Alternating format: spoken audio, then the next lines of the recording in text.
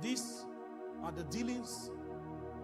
These are the paths that the Lord has continued to take me through.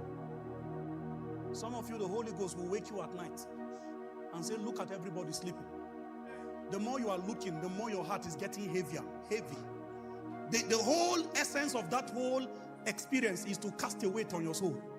So you come to a point where you refuse that reality. You know, the devil can trap you in so much busyness, so much noise, that you will not really understand the signature of captivity that everybody is living under. One day the Holy Ghost will wake you up and say, observe everybody's life. Just look at everybody. This one is sick, treating one incurable sickness. This one has graduated since 2009. No door has ever opened. This one is pregnant, out of wedlock. This one is in prison. Oh, Jesus. And you are looking at the whole family. Nothing communicating honor is a sign that the Lord needs a disruptor of pattern, a breaker of cycle. Is a particular man I'm trying to describe. Your name is the disruptor of pattern. You came to spoil a flow of captivity that has continued to play out for years. Your mission is to scatter a protocol of wickedness, even if you die in the process. Your victory is that the story changed because you came. A disruptor of pattern, a breaker of cycle. When they emerge, you will know, because they will be plagued by the burden of the captivity of the bloodline. And if you are not careful, when you begin to sense that movement upon you, your greatest persecution will come from those that your life was supposed to bring out of captivity. They will mock you, call you all kinds of names. The burden that came upon you, it will begin to gear your life in another direction that is not consistent with the way of everybody in your bloodline. On the strength of that, you'll be misunderstood. You'll be called names.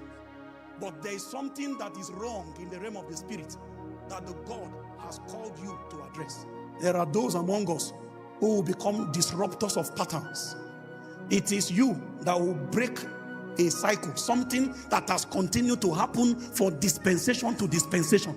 It is from you that a new model will be brought into that narrative. And it will be known that it is in the day of James, in the day of Onu, son of Obed. That's when the reign of captivity was broken over this bloodline. That is when the men of this household began to lift up their head. That was the man that fought the horn that was scattering Judah, Jerusalem, making sure that no man can lift up their head. But the day carpenters show up, men can lift up their head. Tonight, I'm sharing these things with you to bring you to a place of holy provocation, so that you would know that your warfare in the spirit is not just for your own relief alone. There are a generation of people depending on your capacity to wage war now, so that another generation can enter peace. David fought 66 battles and gave peace to Solomon. When it was time for Solomon to ascend the throne, everybody that was supposed to fight, they became fearful of Israel.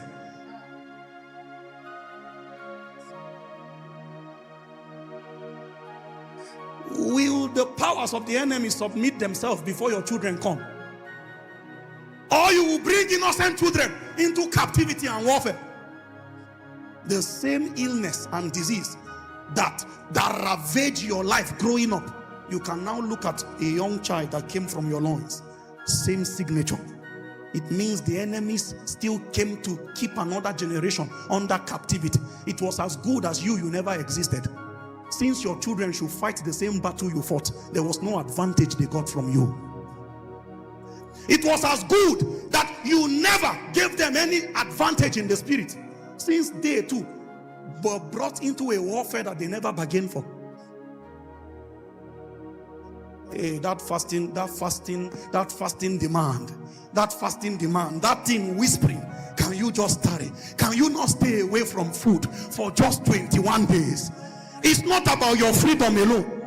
There are people who can be born with proclivities. The way you are going like this, a seed can come from you that will have an unusual penchant for immorality, and the boy will not know where his fight is coming from. He got a portion from your own fraternity.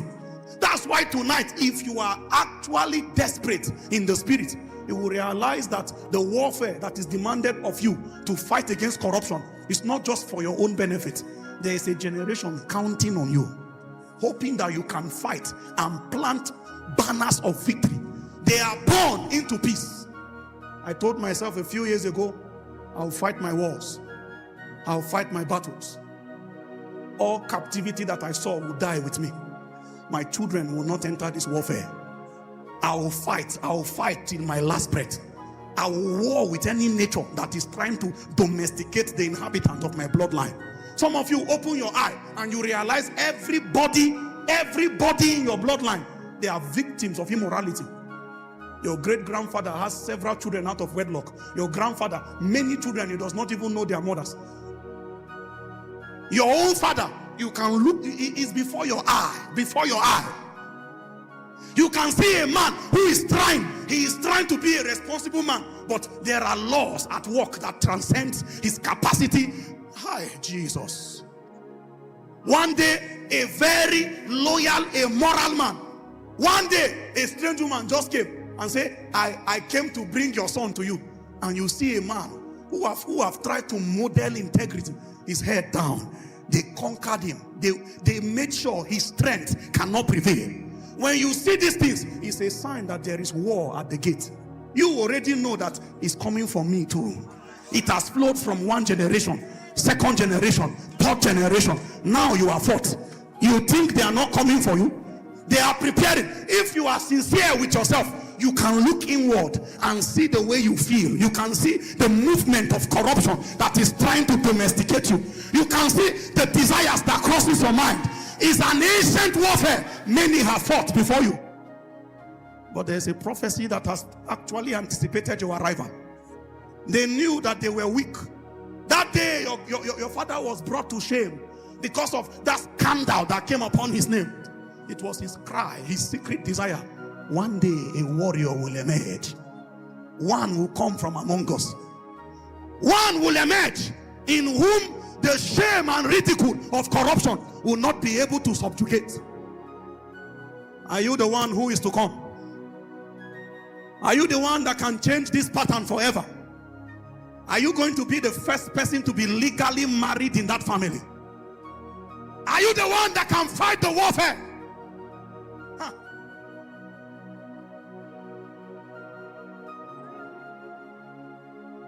See, there are families, everybody become drunks. They have an unusual proclivity for alcohol. Everybody is high. Before you know it, they become non-entities in society. So the code of captivity written by princes is that we will lock up the greatness of every member of this bloodline on the table of alcohol and red wine. So the moment the heavens program greatness into any child, he enters that bloodline. They say, bring the ancient tool that everybody before him has fallen for. So they bring your own dose of drunkenness. Before you know it, you will find out that all the people Satan is bringing your way as friends are people that are frantically trying to introduce you to alcohol. No, they are not your friends. They are agents, ancient agents, trying to make sure your own story too ends as every other man before you. Somebody tonight will go against, you will go against a warfare that has lasted for maybe 400 years. 400 years of defeat in that bloodline. A man will emerge tonight. One in whom the Holy God will teach his fingers to fight and his hand to war. And you will suddenly come into strength to say no to the works of the flesh and introduce a new era to your bloodline. Are you willing to drink the cup? Are you willing to pay the price you must pay? If you will disrupt the pattern. Tonight I came to stir up men and women who will be disruptors of patterns. They will be breakers of cycles. They will scatter patterns, end patterns forever. and introduce a new reality to their bloodline.